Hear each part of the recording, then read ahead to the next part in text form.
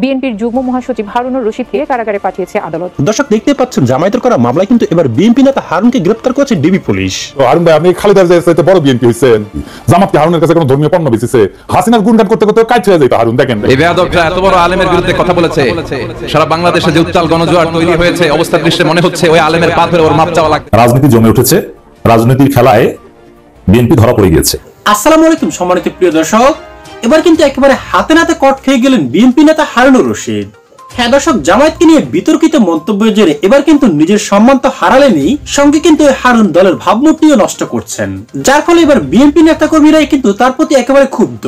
এমনকি তাকে দল থেকে বহিষ্কার করারও হুঁশিয়ারি দিয়েছেন তারেক রহমান। দর্শক, শুরুতে ভিডিওর কিছু অংশ বিশেষ দেখে আশা করি বুঝতে পেরেছেন আমাদের আজকের এই ভিডিওটি ঠিক কতটা গুরুত্বপূর্ণ এবং কোন বিষয়টিকে ইঙ্গিত করছে। তাই একান্ত অনুরোধ থাকবে ভিডিওটি না টেনে একেবারে সম্পূর্ণ দেখবেন, তবে কিন্তু আপনি বিস্তারিত একেবারে ভালো করে বুঝতে পারবেন। তবে চলুন দর্শক, আপনার মূল্যবান সময়টি আর নষ্ট না করে এবার আমরা সেই কাঙ্ক্ষিত ভিডিওটি দেখে আসি। দেশে এখন নতুন হাউন আঙ্কেল আসিছে। সে বলিছে জামাত ধর্ম ব্যবসা করছে, তাই না? হাসিনা মানবতা বিরোধী অপরাধ ট্রাইব্যুনাল করে জামাত নেতাদের বিচার করে ফাঁসি দিয়ে ঠিকই করেছে, আর জামাত ধর্ম ব্যবসা করে। হারুন ভাই হাঙ্গারের সাথে পলিটিক্স করেছিল রাজশাহীর। আমার সাথে বড় নেতা ছিল, 3 বছরের বড় ভাই কইয়াই ডাকতাম, যদিও খুব ঘনিষ্ঠতা ছিল না, কারণ উনি বিশ্ববিদ্যালয়ের, আমি শহরে। রাজশাহী বিশ্ববিদ্যালয়ের 2 জন নেতা শহরের নেতাদের সাথে কাজ করতেন, এক রাগিব হাসান মুন্না আর ছাত্রমিত্রী, আর ছাত্র দলের রিজভি ভাই। যাই হোক, হারুন ভাইরে আজ আমি খুব বেশি কিছু কম না আগের সম্পর্কের খাতিরে, কিন্তু হারুন ভাই আপনি যদি এরকম বেপরোয়া ইন্ডিয়ান লাইনের রাজনীতি চালায় যেতে থাকেন, প্রমিজ আপনারা আমি হাউন আঙ্কেল বানাই দেবো। কেন আপনি ইন্ডিয়ান লাইন পার্সু করেছেন এটা দেখে দেবো। আপনি কোন আক্কেলে মানবতা বিরোধী অপরাধের সাফাই গাইয়া এটারে চলমান রাখার প্রস্তাব রাখলেন? জাতীয় সংসদে বিরোধী দল সেই সময় বিএনপির স্থায়ী কমিটির বৈঠক শেষে খালেদা জিয়ার বিবৃতিতে জামাত নেতাদের অবিলম্বে মুক্তি দাবি করে বলছেন, জামাত ইসলামের শীর্ষ 3 নেতা মতিউর রহমান নিজামী, আলী হাসান মুজাহিদ এবং দেলোয়ার হোসেন সাইদিকে গ্রেপ্তারের ঘটনার চরম স্বৈরাচারী পন্থায় রাজনৈতিক নিপীড়নের এক জঘন্য নজির। সুপ্রিম কোর্টের আইনজীবী সমিতির নবনির্বাচিত কর্মকর্তাদের এক সম্বর্ধনা অনুষ্ঠানে প্রধান অতিথির বক্তৃতায় খালেদা জিয়া বলছিলেন, বিচারের নামে প্রহসন এবং বিনা বিচারে আটকে রাখার এক জঘন্য ফাঁদ যুদ্ধাপরাধের বিচারের নামে গঠিত আন্তর্জাতিক অপরাধ ট্রাইব্যুনাল। এই ট্রাইব্যুনালের আইন, বিধি ব্যবস্থা, তদন্ত ও গঠন প্রক্রিয়া কোনো কিছুই স্বচ্ছ কিংবা আন্তর্জাতিক মানসম্পন্ন না। আন্তর্জাতিক মহল থেকে সে কথা পরিষ্কারভাবে বলে দেওয়া হচ্ছে, তবুও সরকার এই বিচারের নামে বিরোধী দল দমনের পথ বেছে নিয়েছে। এমনকি নয়াপল্টনে বিএনপির কেন্দ্রীয় কার্যালয়ের সামনে সার্জিওলি জোটের সমাবেশে খালেদা জিয়া যুদ্ধাপরাধের বিচারের নামে প্রহসন চলছে বলে দাবি করছিলেন। যুদ্ধাপরাধের বিচারকে রাজনৈতিক উদ্দেশ্য প্রণোদিত প্রহসন ছাড়া কিছুই নয় বলে অভিযোগ করে খালেদা জিয়া বলছিলেন, প্রধানমন্ত্রী একসময় জামাতে ইসলামকে পাশে বসায় রাজনীতি করছেন, তখন কোথায় ছিল যুদ্ধাপরাধ? জামাত তখন এত প্রিয় ছিল, আর এখন কেন এত খারাপ হইল? একসময় তো একসঙ্গে নির্বাচনও করছেন, এখন যাদের যুদ্ধাপরাধের অভিযোগে বিচার করা হচ্ছে তাদের বিচার মানুষ মানে না। বিএনপির ক্ষেত্রে একই জিনিস চলে, জামাতের সাথে রাজনীতি করছেন, ঐক্য করছেন, নির্বাচন করছেন, সরকার গঠন করছেন, এখন জামাত তো খারাপ হয়ে গেল।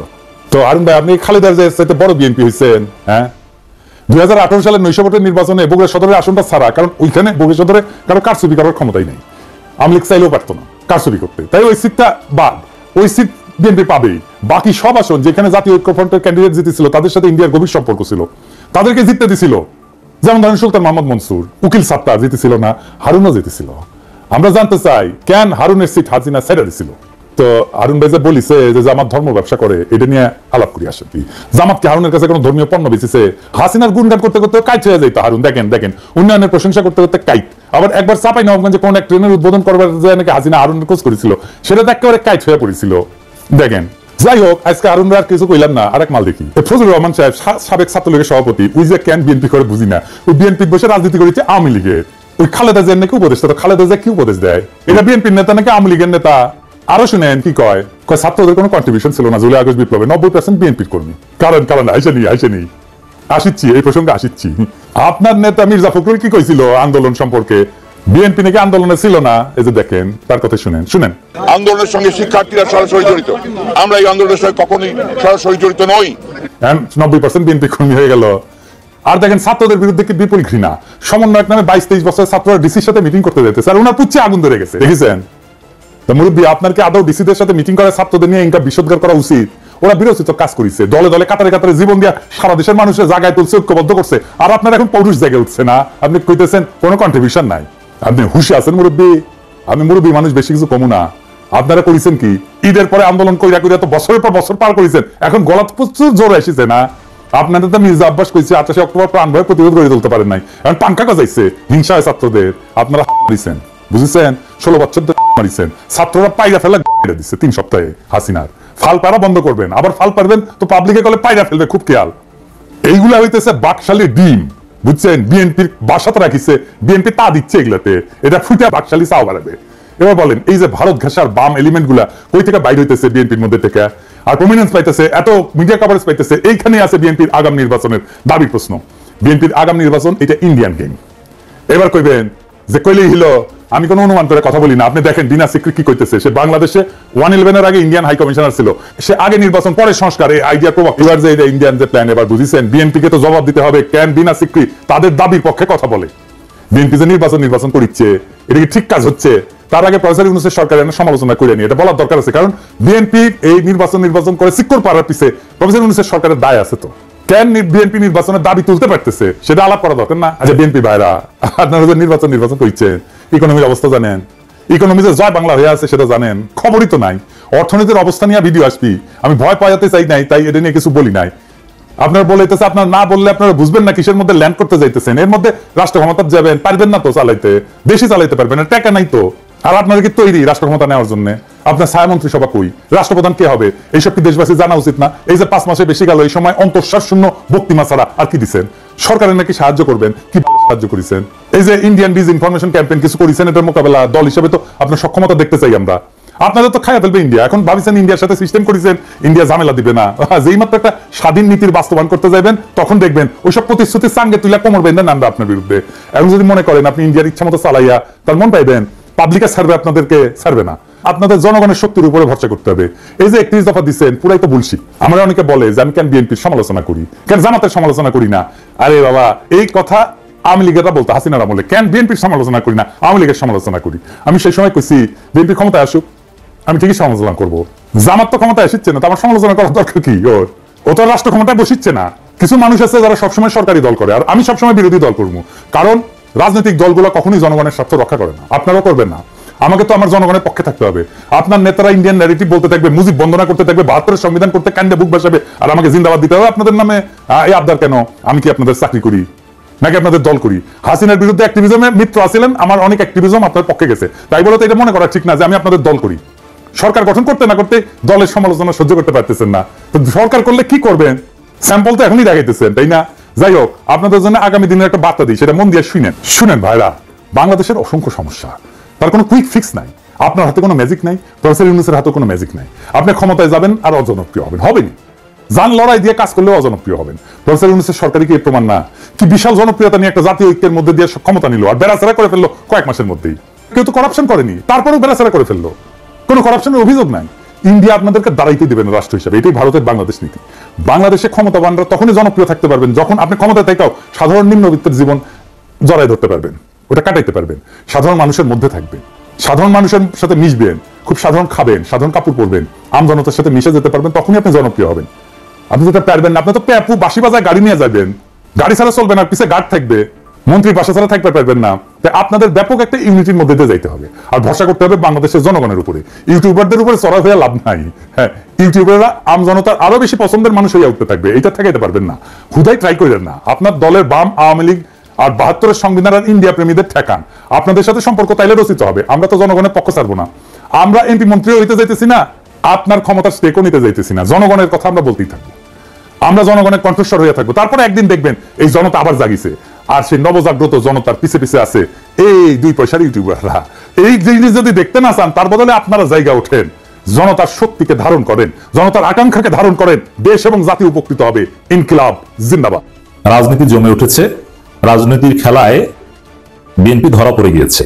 জামাত শিবির এটাই চেয়েছিল, এবং এটাই হচ্ছে জামাত শিবিরের বিজয়, বিএনপির ধরা খাওয়া। আরো সহজভাবে বললে বিএনপি মারা খেলো একটা।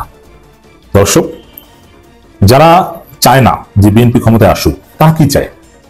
বিএনপি অত্যন্ত বড় দল এবং জনপ্রিয় দল। সাময়িক সময়ের জন্য বিএনপি চাঁদাবাজিতে জনগণ অতিষ্ঠ হলেও বিএনপি এদেশের গণমানুষের সংগঠন। বাংলাদেশের প্রত্যন্ত অঞ্চলের সব জায়গায় বিএনপি সংগঠন আছে। সব জায়গায় সংগঠন গড়ে তোলা এটা ছাত্রদের নতুন দলের পক্ষে কমপক্ষে 10 বছর লাগবে, সহজ নয়। অতএব সেই বিএনপিকে যারা চায় না যে ক্ষমতায় না আসুক, তাহলে কিভাবে বিএনপিকে ধরাটা দেওয়া যায়? বিএনপির সাথে আপনি মারামারিতে পারবেন? আগামী 10 বছরে বিএনপির সাথে মারামারিতে পারবেন না। তবে হ্যাঁ, বিএনপি ক্ষমতায় গেলে তখন ওই জনগণ সবাই মিলে বিএনপিকে পেটানো যাবে। ক্ষমতায় গেলে আওয়ামী লীগকে যেরকম পেটানো গেছে, কিন্তু বিএনপি ক্ষমতায় না গেলে তো বিএনপির বিরুদ্ধে আপনি জনগণ সবাইকে নিয়ে মাঠে নামতে পারবেন না। বিএনপি যতদিন ক্ষমতার বাইরে থাকবে ততদিন পর্যন্ত বিএনপির বিরুদ্ধে আপনি মারামারি করতে পারবেন না। ক্ষমতায় গেলে জনগণকে নিয়ে পারবেন। তাহলে এখন তো বিএনপি ক্ষমতায় না, তাহলে এখন বিএনপির বিরুদ্ধে যারা বিএনপিকে পছন্দ করেন না তারা কি চায়? যে জনগণ যাতে বিএনপিকে আওয়ামী লীগ মনে করে, সেই ফাঁদে পড়েছে। আসলে ভারত কখনো তারেক রহমানের ভালো চায় না। তারেক রহমান প্রধানমন্ত্রী হোক এটা ভারত কখনোই চাইবে না।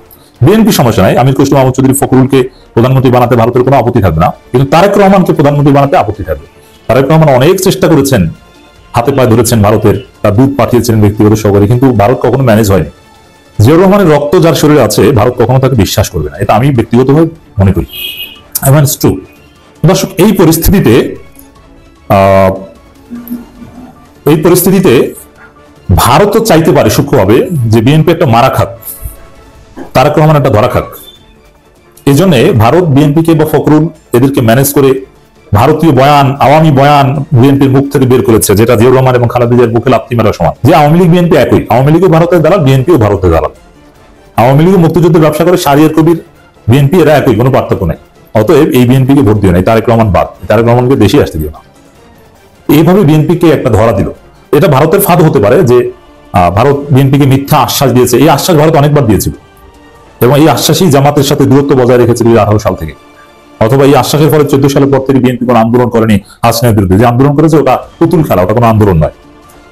আন্দোলনের ভাব দেখিয়ে মাঠ ছেড়ে দিয়েছে, অনির্দিষ্টকালের অবরোধ ঘোষণা করে অবরোধ পালন না করে বাসায় চলে গিয়েছে। তো দর্শক, এটা ভারতের ফাঁদ হতে পারে যে বিএনপিকে বলেছে আমরা তোমাদের ক্ষমতা এনে দিব, তোমরা এই মুক্তিযুদ্ধ নিয়ে এই বয়ানগুলো দাও, এই চেতনাবাজি করো, তোমাদেরকে ক্ষমতা এনে দেব। এখন এই চেতনাবাজি করে যখন একটা মার খেলো বিএনপি, যে না আমসালা দুটেই গেল, তখন ভারত বলবে যে না, জনগণ তোমাদের চায় না, এখন আমরা তোমাদেরকে কিভাবে ক্ষমতায় রাখবো। অথবা মুক্তিযুদ্ধের ব্যবসা এটা আওয়ামী লীগ ঠিকভাবে করতে পেরেছিল, তোমরা তো পারোনি, কারণ তোমাদের দলে রাজাকার, তোমরা খালেদা জিয়া, তারেক রহমান এরাই বলতো, খালেদা জিয়া তারেক রহমানের বক্তব্যগুলো সামনে এসেছে, এখন তোমরা মুক্তিযুদ্ধের কথা বললে এটা হয় না। এভাবে আম সালা দুটোই বিএনপি যেতে পারে। সম্মানিত প্রিয় দর্শক, ভিডিওতে আলোচিত বিষয়গুলি শোনার পর আপনার কি মনে হয়েছে? পিনাকি তাদের কথাগুলি কতটা যুক্তিযোগ্য? দর্শক, কমেন্ট করে জানিয়ে দিন আপনার মূল্যবান মতামতটুকু, কারণ আপনাদের মতামতটুকু আমাদের কাছে খুবই গুরুত্বপূর্ণ।